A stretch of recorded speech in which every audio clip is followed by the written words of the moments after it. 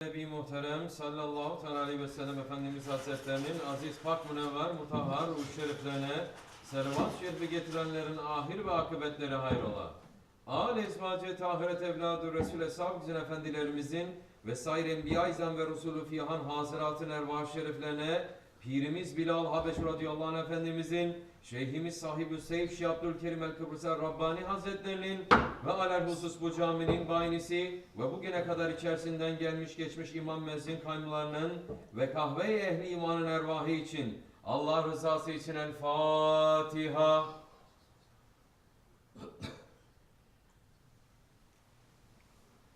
Euzubillahimineşşeytanirracim. Bismillahirrahmanirrahim. İnnallâhe ve melâiketehu yusallûne alen-nebi.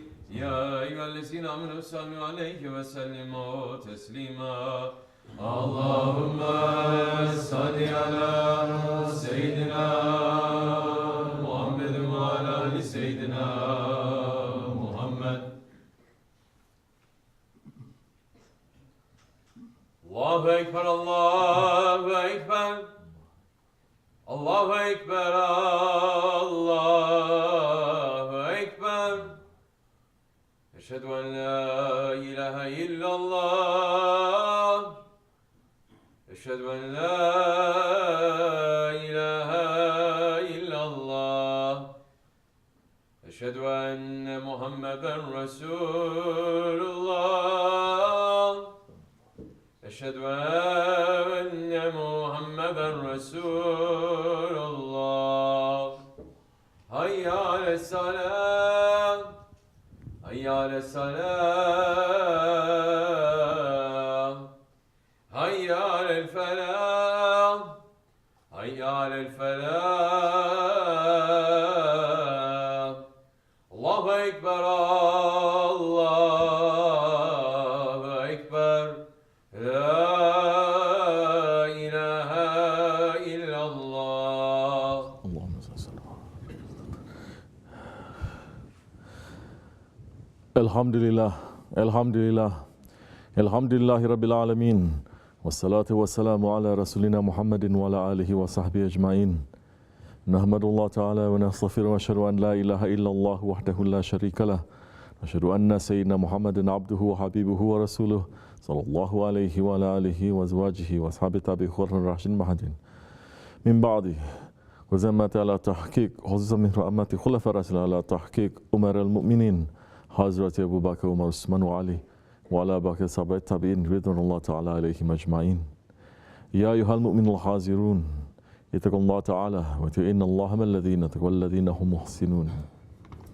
Elhamdülillahi rabbil alemin.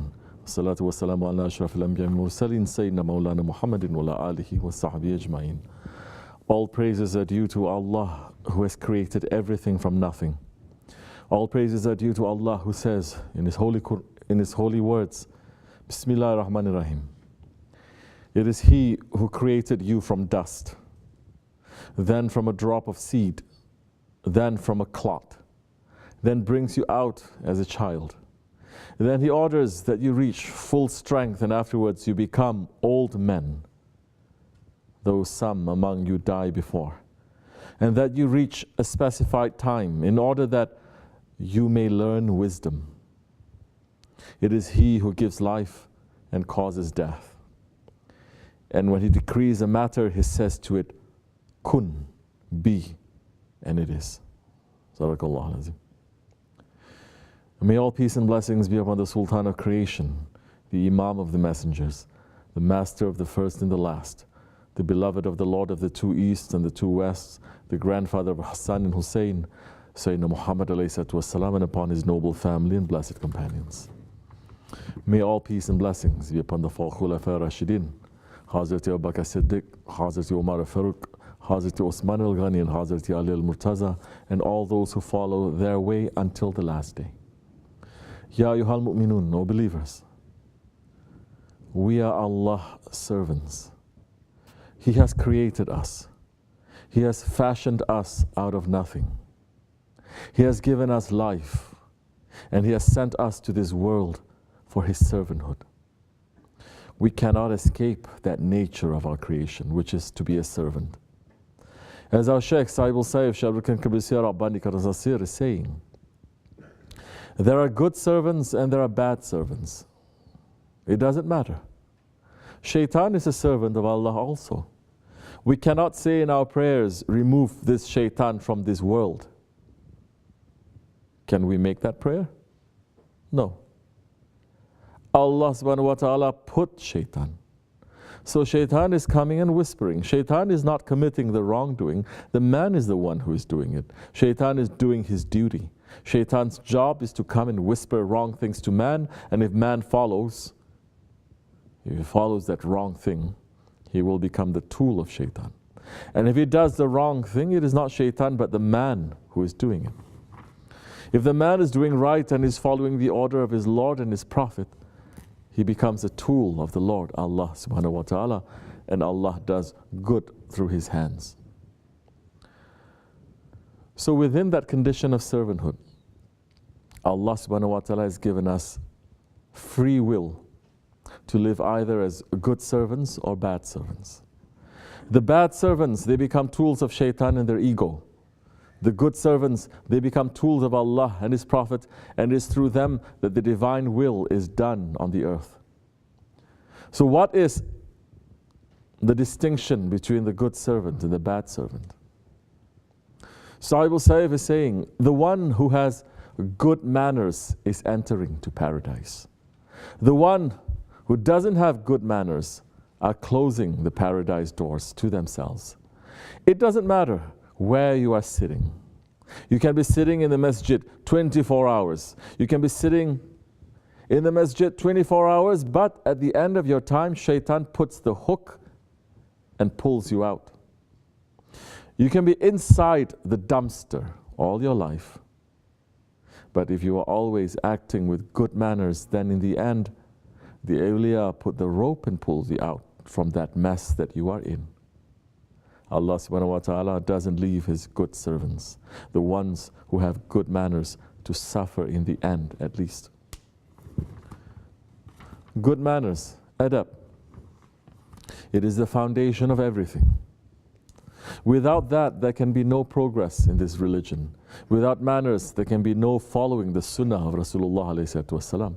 Without manners, our reading of Quran, our prayer, our fasting, our zakat, our hajj, all of it can easily be spoiled, corrupted by shaitan.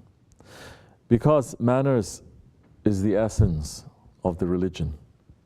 This is why Hazrat Hasan al-Basri radiallahu an said very simply, he who has no manners has no knowledge. He who has no patience has no deen. And he who has no taqwa has no closeness to Allah. So if we run after knowledge and amal and good deeds without the foundation of manners, one day we're going to fail. Because manners are dealing with the heart. Manners are dealing with the intention. Manners are dealing with making a man walk on the path of ihsan, of beauty. To act in every moment like he is in the presence of Allah subhanahu wa ta'ala. Manners is how a person can live according to the hadith. Actions are according to the intentions, and everyone will get what they intended. Manners purifies the intention, because in every moment the person with manners looks and thinks and evaluates, am I pleasing my Lord with this action or not? Which is why the Holy Prophet ﷺ said, perfect manner, perfect faith belongs to a believer with good manners. And this is why he ﷺ said, a believer with good manners and good character gets the same reward as the one who fasts and spends his night in prayer. Today's Muslims want to fix their problems. Today's Muslims want to recover the honor and the glory of Islam, but they are not interested in manners. In fact, they are interested in everything except for manners. They're interested in politics, in knowledge, in business, but not in manners. Because to gain good manners, to gain adab, a person has to first admit that he does not have good manners. And he has to come to a person with good manners and submit and say, please teach me. So to enter into the Dergahi of Edep, a person must first come with humility. But everything in today's society, everything in today's system, it is in reality against being humble and accepting a teacher. Today's Dajjalic system teaches everyone, you are the best. You don't need to change. You must have self-esteem. This is not the way of Islam. This is not the way of spirituality. This is not the way that our civilization and society has functioned for 1400 years. And because that basic foundation of adab has crumbled away, the whole world is in chaos. Just like Sultan al-Awliya, Shaykh Maulana Muhammad Nazim Adil al-Haqqani, Qaddasallahu Sir, is saying, all tarikats, their first instruction is adab yahu. They are reminded to have manners. The first thing we have lost is also manners. A nation's worth and value is known by how advanced are its manners, not with its richness, money, activities, and trade. With manners is man's value. And society's community, nation's values and reputations are known by the good manners they have. Sadly, we are known as Eastern people. But the Eastern people are those who teach good manners to the whole world. Europe has never been in the circle of Edep, and it still isn't. All tarikats come originally to bring the nations, ummahs, communities, people to the circle of Edep. Whatever greatness we see in our history as Muslims, it is based on adab. That circle of adab that Shaykh Maulana is speaking about, that is the refinement and the beauty that Islam brings to everything that it touches. Look at the seerah of the Holy Prophet ﷺ. He came to a backward and ignorant people who were engaged in the worst tyranny and cruelty, a nation that was burying its own daughters alive in the hot sands, a nation that was breaking the back of its slaves, a nation that was constantly warring and fighting and spilling blood without any reason, a nation that had forgotten about Allah and was instead worshipping false idols. Holy Prophet ﷺ came to teach them their humanity again. Holy Prophet came to teach them mercy again. Holy Prophet came to bring them into the circle of adab. Hazrat Ja'far ibn Abi Talib was explaining this to the Najashi of Abyssinia when he said, O king, we were ignorant people and we lived like wild animals. The strong amongst us lived by preying upon the weak. We obeyed no law and we acknowledged no authority save that of brute force. We worship idols made of stone or wood and we knew nothing of human dignity. And then Allah in His mercy sent to us His messenger who was himself one of us. We knew about his truthfulness and his integrity. His character was exemplary and he was the most well-born of the Arabs. He invited us towards the worship of one Allah and He forbade us to worship idols. He commanded us to tell the truth and to protect the weak, the poor, the humble, the widows and the orphans. He ordered us to show respect to women and never to slander them. We obeyed Him and followed His teachings. Most of the people in our country are still idol worshippers and they hated our conversion to the new faith which is called Islam. They began to persecute us and it was in order to escape from persecution by them that we sought and found sanctuary in your kingdom. This is the power of adab. This is the power of Islam. Look at what the adab of Islam did to every nation that it touched. Look at the Persians, at the Africans, at the Indians, at the Indonesians, at the Chinese. Look at the beauty and the lutuf that emerged from these nations once they were brought into the circle of adab. Look at the Turks. Before they entered into Islam, they were nomads. They believed in a God who lived in the sky. They believed in spirituality, but they did not have any empire or civilization.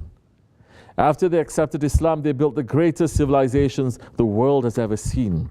And the Holy Ottoman Empire, we see that they brought the highest level of civilization and sophistication and respect to the Holy Prophet ﷺ and to his Sunnah.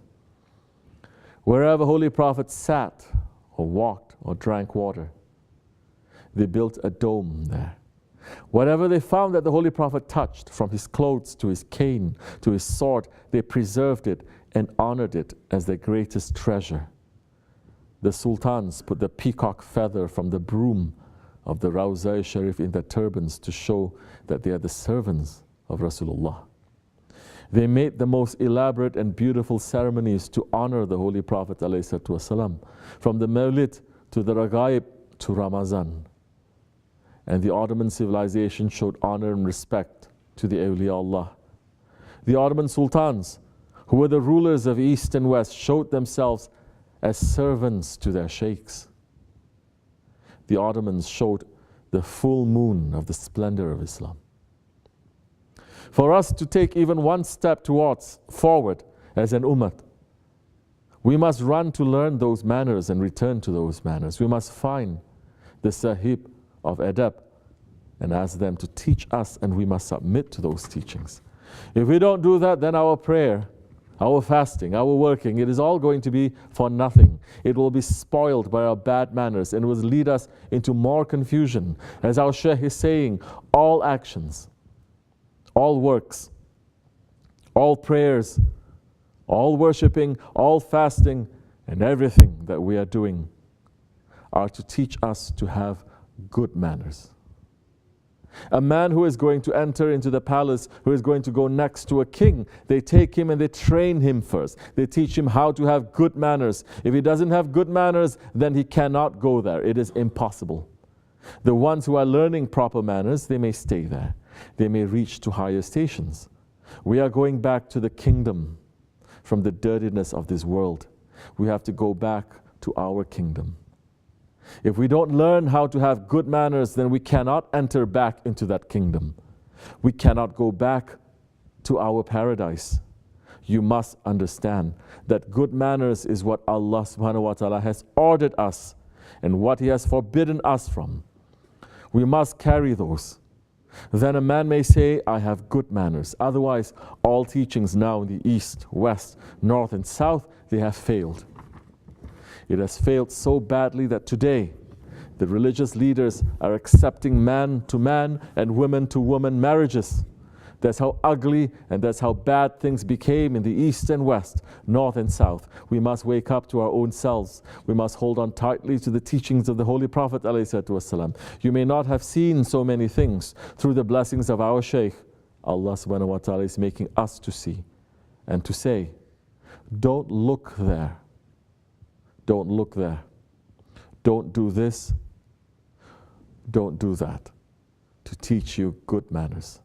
All these actions that we are doing around here, that we are trying to keep up with, is to learn to have good manners. We don't know how much time we have left in this world, and we must prepare every day for the hereafter. O believers, our hearts should be desiring Akhirat, not this dunya. And to return to Akhirat, to return to the king, to return to that sultan, we have to learn manners. Let us learn manners so that we can return to our home. We must sit with the people of manners. As Shaykh Maulana is saying, may we be with the ones who teach the adab of that sultan. Their association can make us like lions. Those accompanying donkeys become donkeys. One in the company of a lion becomes a lion. Ya Rabbi, keep us in the association of your lions. Ameen. Astaghfirullah, astaghfirullah, astaghfirullah, lazim, la ilaha illa wa atubu ilayh. لا إله إلا الله وحده لا شريك له له الملك والحمد لله شيء كبير لا إله إلا الله وحده لا شريك له له الملك لا إله إلا الله وحده لا شريك له له الملك لا إله إلا أنت سبحانك لا إله إلا أنت سبحانك لا إله إلا أنت سبحانك Subhan kudusun Rabbina Rabbil Malaikati wa Ruh. Subhan kudusun Rabbina Rabbil Malaikati. Subhan kudusun Rabbina. Inna dina indallahi al-Islam. Qam salat. Bismillah. Allahu Ekber, Allahu Ekber. Eşhedü en la ilahe illallah, eşhedü en la ilahe illallah. Eşhedü enne Muhammeden Resulullah, eşhedü enne Muhammeden Resulullah. Hayya aleyhisselah, hayya aleyhisselah, hayya aleyhisselah, hayya aleyhisselah. Hadi kâme selâtu, hadi kâme selâ. Allahu Ekber, Allahu Ekber. La ilahe illallah.